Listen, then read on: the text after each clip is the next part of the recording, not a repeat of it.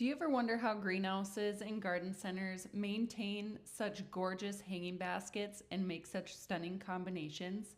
Well, today we're going to break it down so you can create your own and have some success with hanging baskets this summer. Welcome to the Garden Gamble, where we're planting hope, taking chances, and growing memories for every season. I'm Ricky Clausen, owner of Clausen's Greenhouse in northern Minnesota.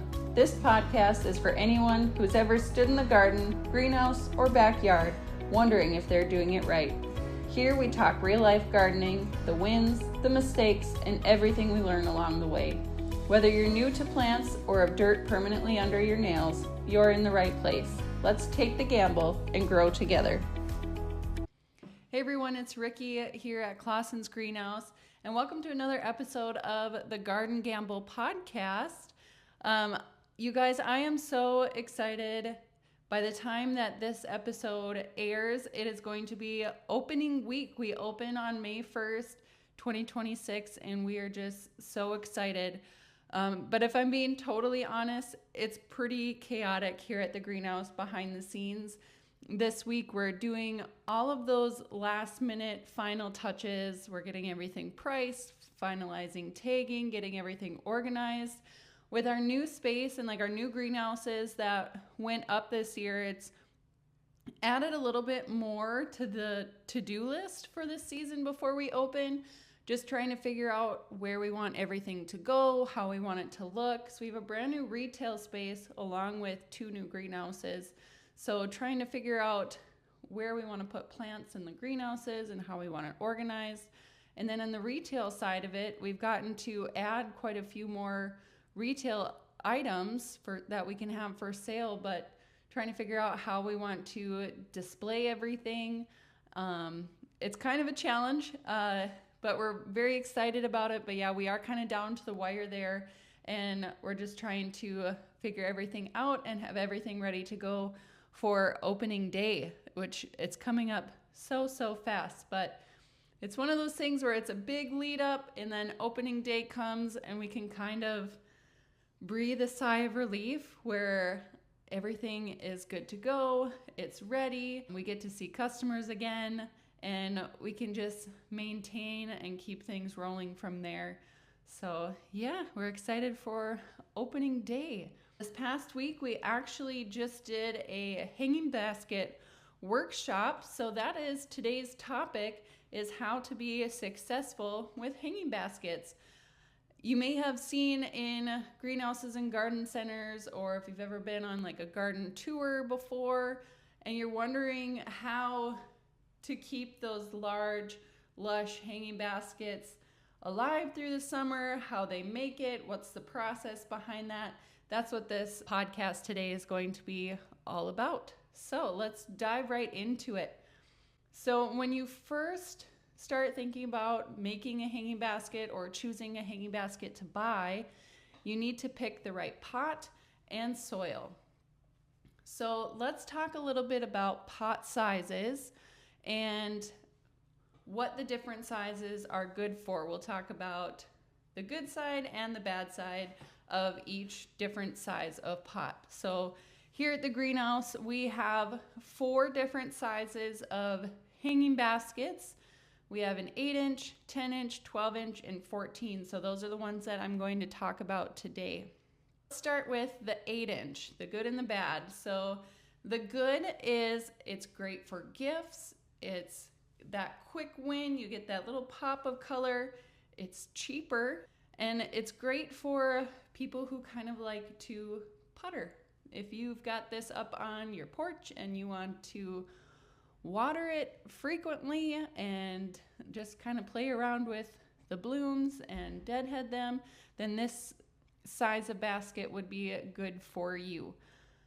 But the downfall to an 8-inch is it doesn't have a lot of soil volume, so you're going to be watering it multiple times a day.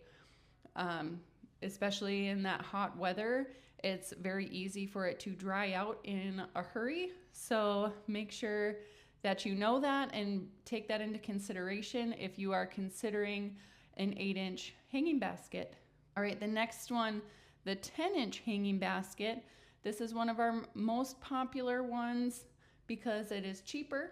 It's on the smaller side, so it doesn't cost very much. So that definitely helps. Less plants, but it's still going to dry out quicker than some of the larger hanging baskets. So 10-inch, you get a few more combinations, but you still are going to have to water it sometimes multiple times a day, especially in hot weather.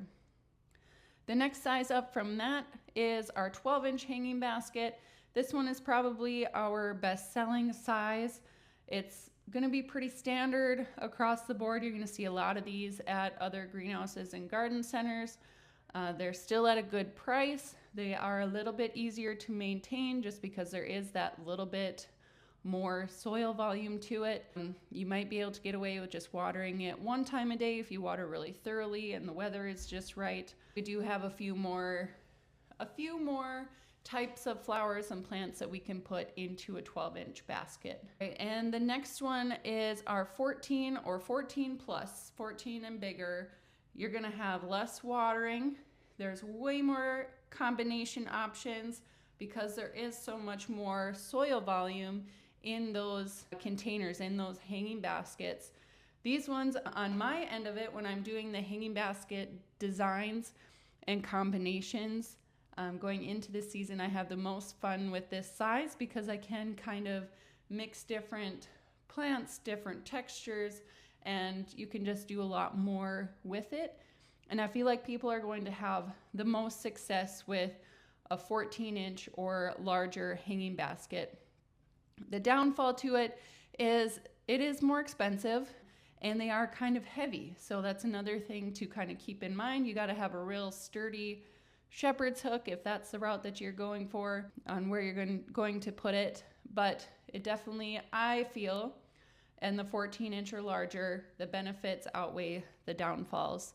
So of all of those, the 8, 10, 12, and 14 plus inch hanging baskets, consider all of those together and think about which one is going to best suit your pocketbook and your lifestyle, because we want you to be successful with hanging baskets.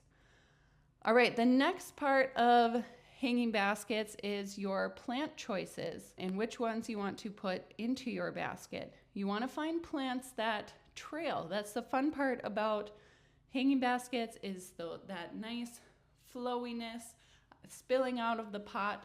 You want to find plants that trail. The number of plants per basket is going to depend on the size of basket that you choose and the types of plants, because plants, depending on what you pick, some are more vigorous than others. So it's kind of hard to put just a hard number on this many plants for this size. It very much just depends on the type of plants that you put in there. When you walk through your greenhouse or garden center, take a look at the basket combinations that they have up, and you'll kind of see that different plants are going in different size hanging baskets. You'll see that a lot here at the greenhouse. There's only certain ones that I put in 8-inch. There's only certain ones that I put in 10-inch, and all the way up to those 14-inch plus hanging baskets. Just very much depends on the vigor of that plant, and that's kind of how I decide what goes in what size. So let's talk a little bit about plants that I typically put in hanging baskets. I'm going to break this down into two different categories: sun, like full sun, and then more shade hanging basket options. So when I'm considering sun hanging baskets, those baskets that are going to sit in 4+ hours of sunlight. Some are going to want a little bit more than that, but that's kind of where I'm shooting for. Full sun is kind of right around that 6 hours of sunlight per day. So some sun options that we have are petunias. Those are going to be your most common ones that you see in a hanging basket are petunias, but not all petunias are created equal. There are so many different kinds of petunias, and they all have different growth habits. So you have your mounding petunias, you have semi-trailing petunias, and full trailing petunias. So consider that, read the tag, ask your greenhouse or garden center owner or worker to kind of guide you towards the petunias that are going to be more trailing. So petunias are great for sun. We put calibrachoas or callies in sun baskets. Verbena, which is a fun one. Ivy geraniums, because the ivy ones are going to trail a little bit more, so I like putting those ones in there. Scaevola, both the scaevola and verbena have a nice, well, and geraniums too, but have a nice heat tolerance too, and they add that different texture where your classic petunia is just like your circular bloom, where the scaevola, its nickname is actually the fan flower because it does have a fanning type bloom on it, so it just adds another texture to a hanging basket. So I really enjoy adding those. If you know that you are putting your hanging basket in more of a shady area, a few things or a few different plants that I add to shade baskets are begonias, and there's a few different kinds. There's like the Bossa Nova mix series of begonias that like to trail. The illumination begonias are absolutely stunning. They have almost like a rose type bloom, but it trails and spills over in hanging baskets. It's so gorgeous, and I love it. Bridal veil is another one that I add. Bacopa. Now, Bacopa is kind of a tricky one. I just actually put out a video on social media about Bacopa. It says on the tag that Bacopa is good for sun to part shade, but I find that Bacopa does much better in that morning sun, where the afternoon sun is just going to dry it out too quickly, and Bacopa, when it dries out, it's going to drop all of its blooms. So I think Bacopa can kind of handle a bit more shade than what the tag might say, and definitely put it on that east side where it's getting that morning sun. So Bacopa is one. Goldilocks, or that Lismachia, that creeping Jenny, it's that bright green long trailing option that I put in hanging baskets a lot. Is this like a really solid spiller. Fuchsias, we sell a lot of fuchsia baskets, and Tarina. So those are some shade or part shade hanging basket options for plants. All right, now let's move on to the maintenance side of hanging baskets. So hanging baskets can dry out very quickly. We kind of touched on that a little bit when we were talking about the hanging basket size, but hanging baskets can dry out quickly. You're gonna want to water them every day or even twice a day, especially in hot weather. Add a slow release fertilizer and use a water-soluble fertilizer at least once a week. An easy thing to remember is Fertilizer Friday. Every Friday, we add the water-soluble fertilizer. In our hanging baskets, we already have a slow release fertilizer added to it. It's called Osmocote. They look like little brown beads that you'll see in your hanging baskets. This is just a great supplement for fertilizer, but I would not say it is a replacement for water soluble. You still want to use that water soluble fertilizer at least once a week.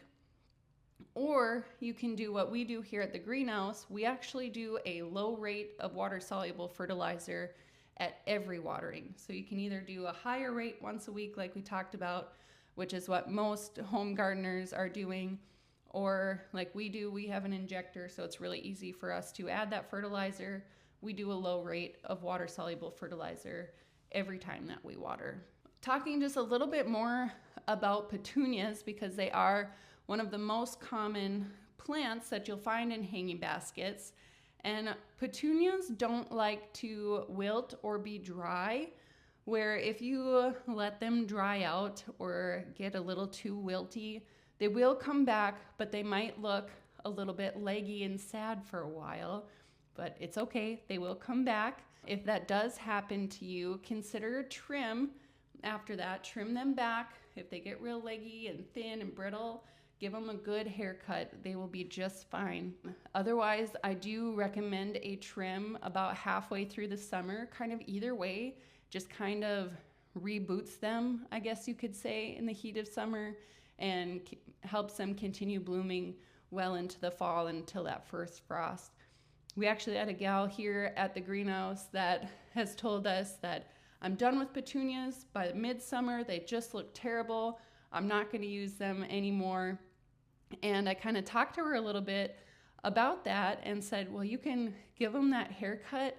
It feels so wrong to cut off all of those blooms, especially in the middle of the summer, but it is so worth it. We do that for a lot of our hanging baskets that we keep here at the greenhouse and around the yard. We will give them a good solid trim about mid to late July, and it really does wonders for the plant. So let's recap a little bit about what we've talked about today for hanging baskets. First, you're going to want to consider which pot is going to work for you. Choose the plants that are going to do well in your area and sunlight conditions, and that regular maintenance. Maintain them regularly, feed them, trim them, give them what they need, and you're going to have a stunning basket all season long. And as the weather warms up, don't forget to stop by the greenhouse to pick up either a pre-done hanging basket that we already have ready to go, or you can shop for plants to create your own. After listening to today's podcast, hopefully you kind of know a little bit about how to make your own and how to maintain it. And here at our greenhouse, at Clausen's Greenhouse, we are doing our 7th annual Mother's Day hanging basket sale. It is May 9th and 10th here at the greenhouse. It's buy one, get one half off, one per customer. We're gonna have food trucks, and our local 4-H is going to be doing a sale too, and it's really just going to be a wonderful weekend. We look forward to Mother's Day weekend every year. It's busy, but man, is it fun. We're exhausted, but in the best kind of way. So if you're local and wanna come out for Mother's Day weekend, we do have our hanging basket sale going on both Saturday and Sunday of Mother's Day weekend. Well, thank you all for listening to this week's episode of The Garden Gamble. If you enjoyed this episode, I would love it if you could give us a 5-star rating and leave us a review. This just helps push the podcast out to more gardeners just like you. Thank you so much, and we will see you next week. Thanks for joining me on The Garden Gamble. If you love this episode, be sure to subscribe and share it with a fellow plant lover. Gardening isn't a gamble when you have the right guidance, and you don't have to figure it out alone.